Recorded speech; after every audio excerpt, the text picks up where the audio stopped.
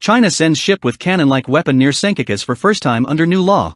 A Chinese government vessel armed with a cannon-like weapon entered Japanese territorial waters near the China-claimed Senkaku Islands on Tuesday for the first time since Beijing passed a new law that allows its Coast Guard to fire on foreign ships in waters it claims. Two China Coast Guard vessels entered the waters near the uninhabited islands at around 4:15 a.m., the Japan Coast Guard said, joining two others that had been there since Monday. The two new vessels, including the ship armed with the cannon-like weapon, later approached a Japanese fishing boat that was being guarded by Japan Coast Guard patrol vessels.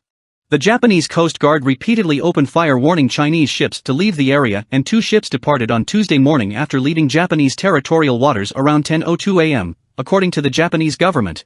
As of 12:30 p.m., all four Chinese ships had moved to the so-called contiguous zone just outside the Japanese territorial sea near Senkakus. Tuesday marked the second day in a row that Chinese vessels had entered Japanese territorial waters near the Senkakus, which Beijing calls the Diaoyu. Japan's top government spokesman called the latest intrusions regrettable, and the Chinese vessels' approach near a Japanese fishing boat absolutely unacceptable. These activities are a violation of international law, Chief Cabinet Secretary Katsunobu Kato said at a news conference Tuesday, adding that the government had protested to the Chinese side through diplomatic channels in both Tokyo and Beijing. Beijing has justified its moves near the Senkakus by calling the waters in the East China Sea its inherent territory. The islets sit in rich fishing waters of the East China Sea, and are believed to be home to vast mineral and gas deposits. China's increased patrols. It has now sent vessels into Japan's territorial waters near the Senkakus on 7 occasions this year, and the passage of the new Coast Guard law have stoked concern of a possible incident in the waters.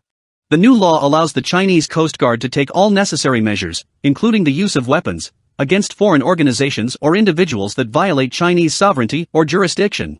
Asked if the latest incursion had signaled an escalation of the row by the Chinese side, a top Japanese government official demurred, but said that Tokyo's response would remain consistent.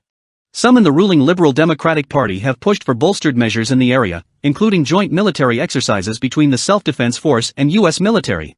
But others worry this could give Beijing a pretext to even further ramp up its activities near the Japan-administered islands.